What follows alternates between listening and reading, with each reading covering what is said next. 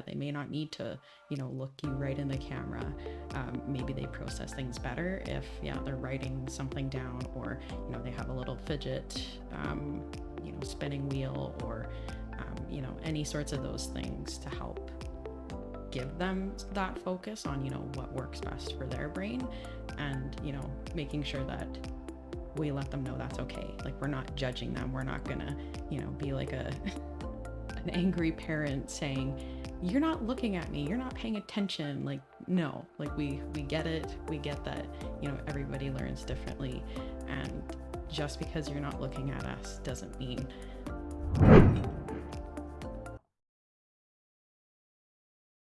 All right, welcome back to part two. Previous episode we talked about uh, ADHD and nutrition. We gave you a little bit of an insight into some common concerns that we see in our work at Revive Wellness with people that have ADHD. And this could even expand to people that know somebody that has ADHD. But given that it's ADHD Awareness Month, we wanted to make sure that we came back and we finished the conversation that we started in the previous episode. And I guess if Matthew, you end up pasting these together, then I'll just sound like a silly person. But if it's the same episode or if it's a different episode, I guess we'll see. Nonetheless, I got Matthew and Mel back again. We're going to finish things off from where we started last time. And in this episode, this part of the episode, we're going to talk about coaching styles. So, with our work at Revive Wellness, a huge part of what makes somebody like a dietitian like ourselves work well with somebody that has ADHD or autism or any other neurodevelopmental condition or neurodivergent condition is adjusting our coaching style in some way, shape, or form to account for that. So, we're going to go into what those details actually are. What do we do to adjust? What are some things that we find that if we don't adjust our approach and our style, things won't go the way that we want them to for whatever reason? And we'll break them down. We'll talk about them, why they matter, talk about some ways that we adjust for it, some strategies that we do. And sometimes it's not even super obvious, super, seemingly impactful things on the surface, but one slight adjustment that we can make to things can go a long way. So, um, Matthew, you want to start us off? Let's go into first some of the things that come up that may kind of why would we even adjust our style to begin with? Yes, so an important reason to adjust information to begin with, whether it is someone with a neurodevelopmental condition or just out of preference for other reasons, is that people process information differently. People have preferences for ways that they like to receive or take in information, both generally and for specific types of information. So it's very important to pay attention to someone's but either stated preferences for how they'd like to have their information communicated to them, as well as ways that, as you're working together, you may learn are more effective for that particular person. So, this can include things like writing things, not just speaking during the sessions, because, for example, it can be hard to remember all of that information. So, maybe things like sending more detailed notes after a session for someone who wants that more time to take things in and have it broken down in a written form that's just easier to remember, easier to process for some people. Other things can include using things like visual aids. So that could be diagrams, pictures, screen sharing, some type of handout or resource, things like that. And just, yeah, essentially at the core, it is working with someone to learn how they best process information generally, how they best process nutrition and health information, and then using that to your advantage to try and make things more effective. That would be the starting place, I'd say. Yeah, information processing is a huge one. And Sometimes when I think about the ways that I adjust my approach in this way, it's interesting because when you think about the things that you just listed off that you could adjust, in theory, would probably benefit everyone that we work with, not just people with ADHD or any other neurodevelopmental condition. And but there's something about I mean, not to say that if you don't have ADHD, then we're not gonna, we're not gonna try and make things present things in such a way that's gonna optimize your success. But there's a little bit more importance to it in this way because of information processing, whether it's visual, auditory, uh, or reading something, listening to something, watching something, just hearing somebody talk. But all these different considerations for how we present information is basically we got to try and find somebody's sweet spot with what leads to the most success early on. Some people are very self-aware in those areas, and some people aren't. And whatever the case is, we're going to try and make it work. What about retention? So we talk processing and actually thinking about what's going on in our minds, whatever information is presented. But what about adjusting for challenges with retention? So this is more getting into not necessarily processing, but remembering whatever information we went through. Similar to the first few points, there, like you said, there's a degree to which this can be a concern for anybody, but more so for certain people, like you said. And when it comes to a 25 or 50-minute conversation of any kind, that's going to be hard to remember. And then you put on top of that that it is going to be health information or something new, or even maybe just a not the most comfortable conversation, as is the context in a lot of health appointments. So that can be an issue with remembering everything that you discussed and the goals you set there. Key things that we do to work with that are with our sessions, we'll have the after session notes where we can write out what the goals were, what the specific things summarizing the specific topics or strategies we discussed. And if someone knows that they maybe need that in more detail, then there's more that we can add there compared to it might be more of like a brief outline or just essentially jot notes of just the key points that we discussed. We can make that more detailed if needed. We can then link to resources that we may have discussed. You're maybe not going to remember like all the goals, all the websites that were discussed, all of the every little thing, but that can be written in more detail in the notes afterwards. And there can also be resources that are shared in the notes too. Some kind of handout, some kind of visual aid that was used during the session. Maybe there was something that was screen shared. Again, we don't expect you to just remember that picture that was shown. That can also be sent afterwards so that you're not needing to remember every little thing that was discussed or that was displayed during the session. Mel, what are your thoughts? Yeah, I think that that's something. I think that's something that you bring up, Matthew, of um, like setting the expectation and kind of asking the client, what works for you. How do you typically process information better? And I think it's kind of a moving target of they may think they like to see notes in one format. They see it after, your first session and they're like, yeah, no, this doesn't work for me. And then kind of making sure you're working together to find those pieces that they need, or, making sure to set the expectation of, you don't have to take notes during the session because I will send them to you. I think is important so that, they can be a little bit more present, even though we know that they may just forget everything that we talked about, that it's okay, that they will forget all of it. That's part of our job as a healthcare professional to make sure that we're kind of filling in some of those gaps as well. And a very important piece you touched on there is that we may think that we process information best in one way, but if that ends up not being the case, it's not going to be something that we're upset about. That's expected.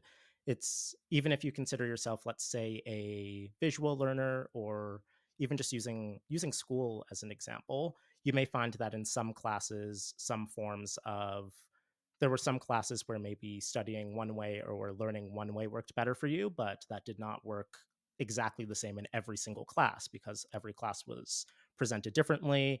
Some classes may have had more memorization concepts versus application concepts. Even if you generally consider yourself to be one kind of learner predominantly, that doesn't apply in every single situation. And we can have that misconception that we later learn is okay, maybe in this particular context, I learn differently compared to normal. And that applies to processing health information too, where you may learn along the way that it's going to be different than maybe where you originally started or what you're used to for what works best.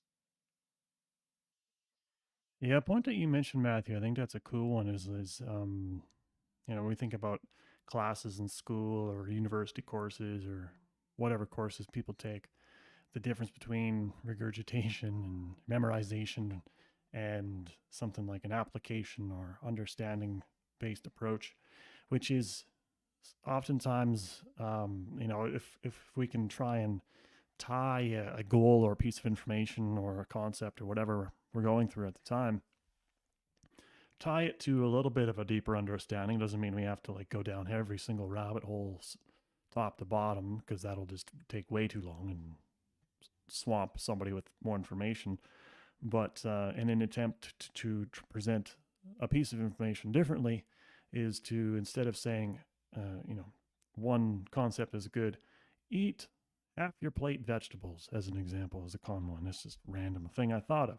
If you just think about remembering that, but if you go into why it matters, what the benefits are, what are some considerations for how to do it, so a little bit more getting into the practical components of it, as opposed to just, all right, well, let's just say we're going to do that and on our way. There's also some meaning attached to it, and it's more, you get to understand the rationale behind something as opposed to, oh, it's just a thing that we should do.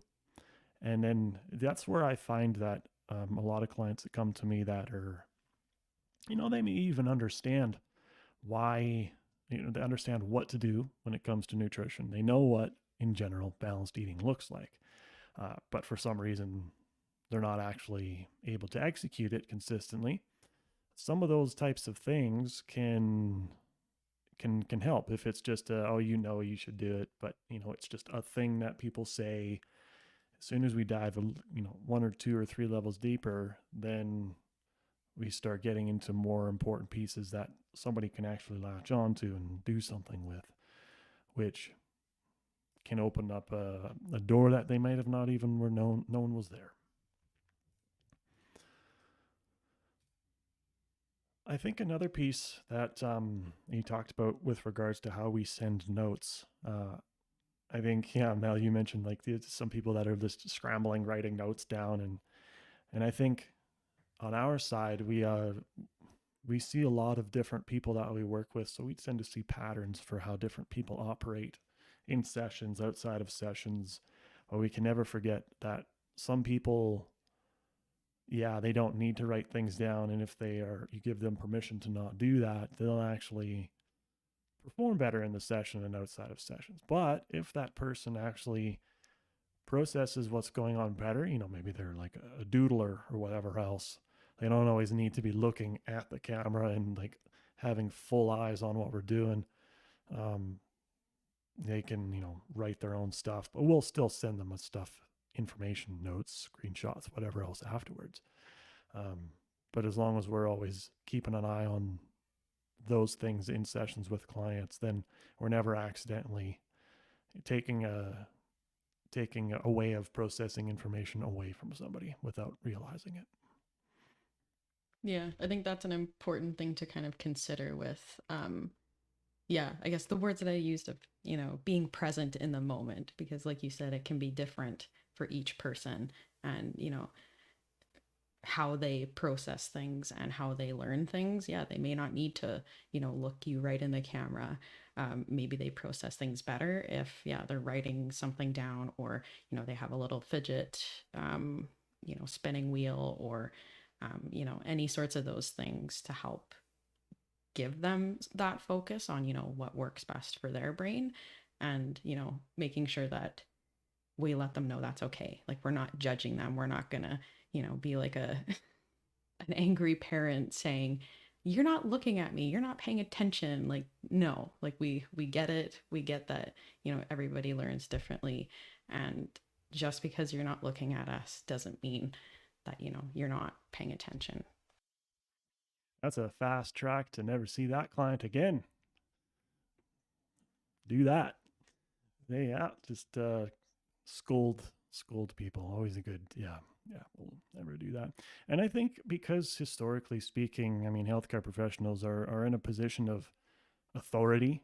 I mean, a lot of people view healthcare professionals in that way.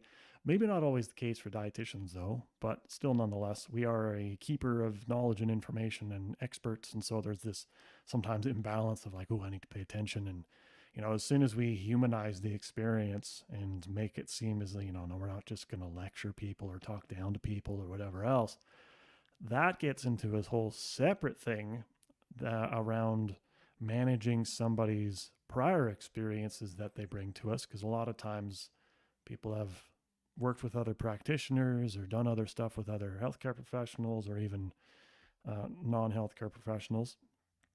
So there's almost an expectation of judgment on their side when they come in, that they're going to be judged or that we're going to do the judging or whatever else. And as soon as we can knock that down somehow early on and prove to somebody that that's just not a part of what we do to anybody, not just people with ADHD, it takes away a defense mechanism that people have in their minds and allows them to just actually, settle in and not feel like they have to perform all the time and whatever else, which I find, more so for my clients early on and working with them versus, a few sessions in, huge difference just based on that alone, I've found. Yes, an important thing there, I think, is if you are seeing clients with really any of these conditions, but just to use ADHD as an example, if you are seeing someone who maybe was diagnosed later in adulthood, you are starting off on a point in you're working with someone who already had things that were missed in care and can be starting off on a foot of not of a lack of comfort or some concerns there with trust and how things will be going, and it's important to keep that in mind along the way. But again, that applies in other situations, but particularly here as well. Totally. Yeah, 100%. And I mean, when it comes to food, because ultimately food it's a behavior, it's a decision, an action. There is no way to remove the brain from anything to do with nutrition. And so if we account for that in some way, let's say for example you're diagnosed with ADHD later in life, 20s, 30s, 40s, what have you. A common thing that I see is that people up to that point would have always if there's failures in the realm of nutrition, like, they can't get their habits in check. They want to eat healthy, but they can't. Maybe they have been diagnosed with some sort of chronic health condition, or they're not performing well mentally or physically, whatever else. Whenever they try and work on their nutrition or diet in some way, and it just doesn't go the way that they want, if they didn't have that information around how their brain is operating, most of the time that is cast on themselves. There is this guilt or shame of like, oh, it's my fault. I should have been able to do these things. I should have been able to, I should have. And until someone's aware about, there's this whole different realm of adjusting for the way that your brain operates, processing information, retaining information, making decisions, planning, organizing, all these things. If you don't account for that, and there is rationale to do so, you're essentially, it'd be equivalent of me walking around outside or trying to drive without my glasses on. It's not a level playing field whatsoever. Very unsafe. That's not a great example, but yeah. No, that's still a good point though of yeah, like with somebody maybe who was diagnosed later in life, or even if, they were a child at the time, it's either helping the parents understand, how their child's brain works a little bit differently. And, same thing with an adult who's maybe diagnosed later in life. You kind of have to be comfortable with learning a new self and, learning new strategies, reteaching yourself things and unlearning things that you thought were helpful because society said it was helpful to you, but society maybe didn't take into account, how your brain is unique. Yeah, totally. Yeah. And as we're working on those changes, it is important to note that as we're working together, it's not going to be an all or nothing boot camp approach, which is sometimes a depiction of this sort of thing. It's recognizing that in any context, when we're trying to work on health habits, those health habits were not developed over the course of days or weeks. It's often months, years, decades. And as we're trying to adjust those health habits, that is also something that we recognize is going to be a gradual process where we are working in a realistic manner to make realistic progress over the course of weeks, months, and so on. And if we see that something maybe isn't going in that right direction, we can speak about adjusting things to be more in line with what is realistic, appropriate, things that are important to you, things that just work with your lifestyle and work with your brain, and just working towards that realistic progress over time. I've I've used the word boot camp with clients so many times as people always expect me to just be super sharp and like I don't know, lectury with people's eating habits, and it's like this ain't boot camp, man. Like that approach doesn't really work in many situations, let alone diet and nutrition. I mean, I don't want to add another element of you say shame or trauma to the experience, particularly if they have experienced that in the past. But I think one thing, Matthew, that you got into a little bit, and perhaps this is a good thing for us to finish off with, is how to approach behavior changes in the realm of nutrition lifestyle.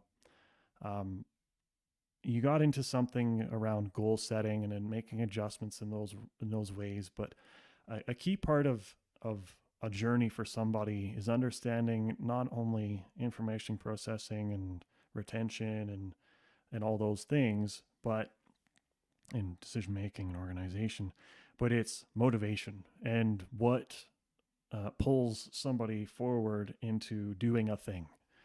A lot of times when people come to us, there's this, it's shiny new thing. There's novelty around this experience and a lot of dopamine flowing through the brain around these situations.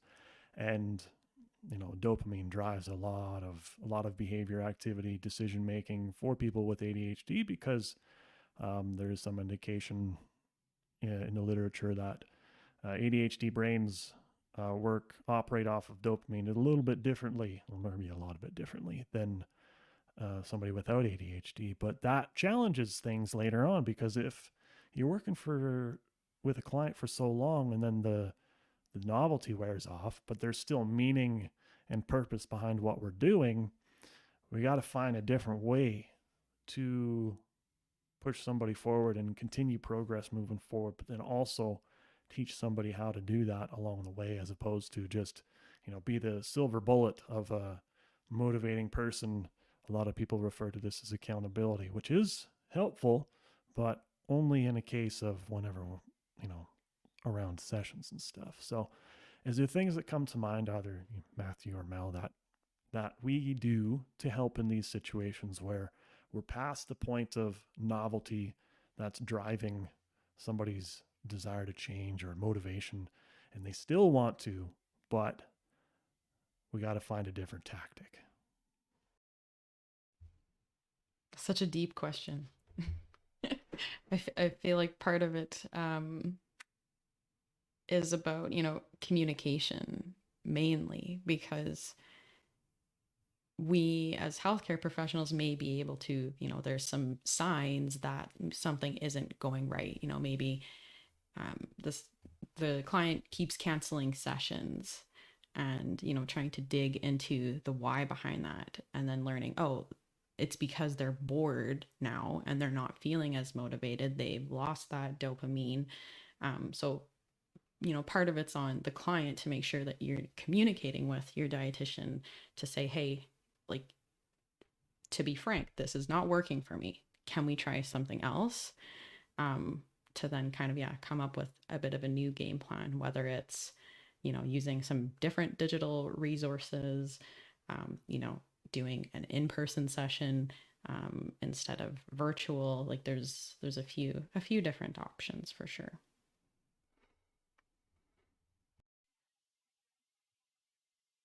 Yeah, I like that. I like that. Matthew, anything come to mind? Yes, for me, in the case that maybe it's a bit in situations that are maybe a bit different than what Mel described. Let's say it's a situation where it is something that is, let's say it has been going decently well over time, but it's trying to stick with that motivation to continue going along the way. Something that can help there, that actually starts earlier on, is a just kind of discussing the key motivators at the very beginning, more of like a what is your why for wanting to work on this and why you're wanting to work on it at this particular time. There are oftentimes a but there is often a specific, could be event, could be a specific moment or realization that leads to that initial plunge to start working on said behavior. And that, just thinking back to that and having that mapped out, can sometimes be a motivating factor for people later on, when that motivation is, the novelty aspect is a bit lower in the middle or closer to the end. And just thinking back to that reason why they originally started, thinking about the progress that's already been made, and just trying to use that as a bit of motivation to continue along the way. Yeah, I like that.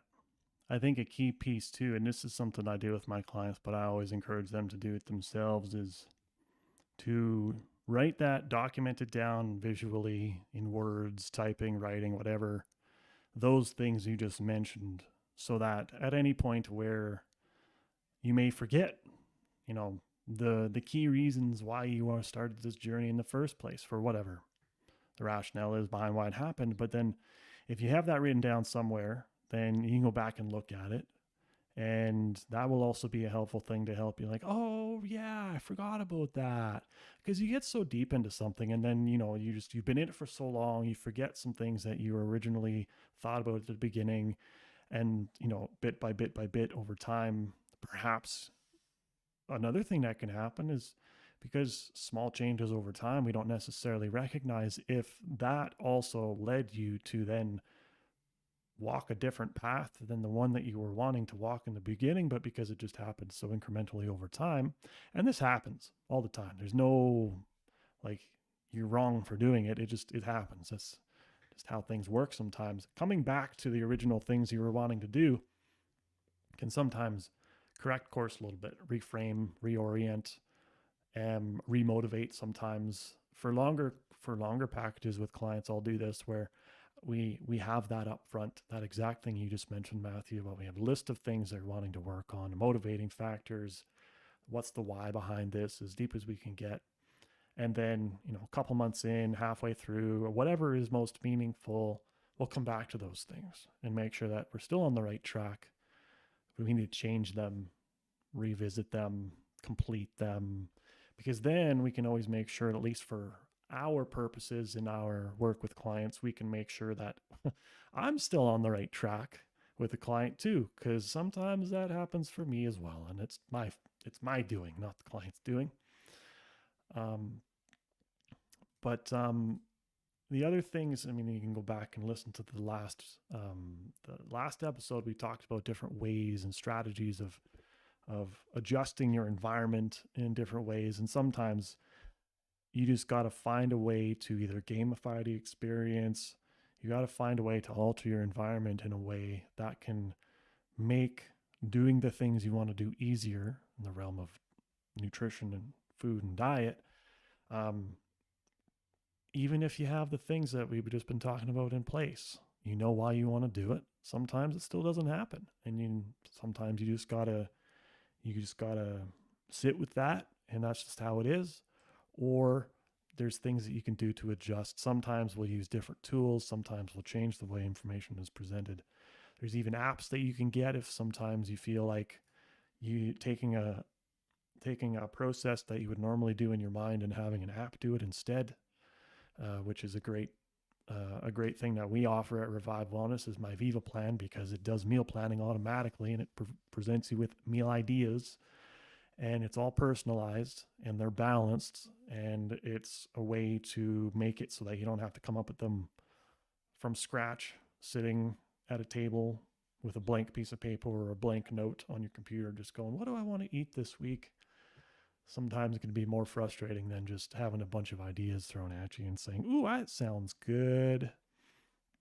And there's a ton of them out there, but that's obviously biased because that's the one that we use. Yeah.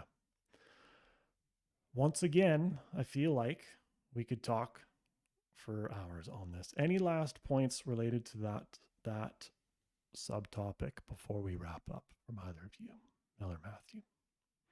Because sometimes I forget key pieces along the way. So it's nice to have more than just me here so that I don't forget those. Right, Matthew? Did we miss anything?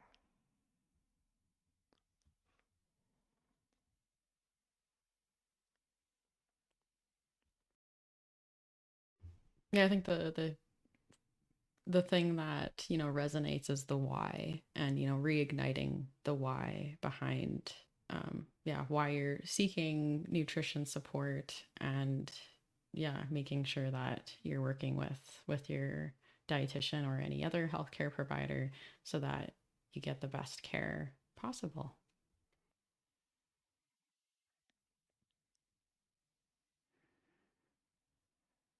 Matthew, anything from you to finish off? Yes, I think the last thing about that point is that the why motivator, it often works better if that is more of an intrinsic motivator or reason for things as opposed to some sort of extrinsic pressure or factor or some kind of feeling that you should be doing a thing or should be wanting to do a thing. It is more effective if it is intrinsically tied to your own personal values and goals that are truly important to yourself. Love it. Love it, love it, love it.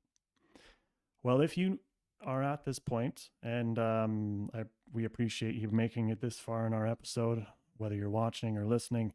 If this is something that you feel like you need a little bit of support with, or a lot of bit of support with, hopefully to this stage in the episode, we've conveyed a sense of we kind of know what we're doing in this area. So we'd be happy to help if whatever stage you're at, if you're just beginning this journey, if you've done a lot of work in this area and you're kind of banging your head against the wall, if you are having a difficult time putting your finger on the why, your motivating factors, what those are, whatever the case is, reach out to us at Revive. You want to make sure that you find one of our faces on our website and book with one of us. That would be spectacular because we're the ones that are working in this area. But yeah, again, thanks for watching and thanks for listening. And we'll see you or talk to you in the next episode.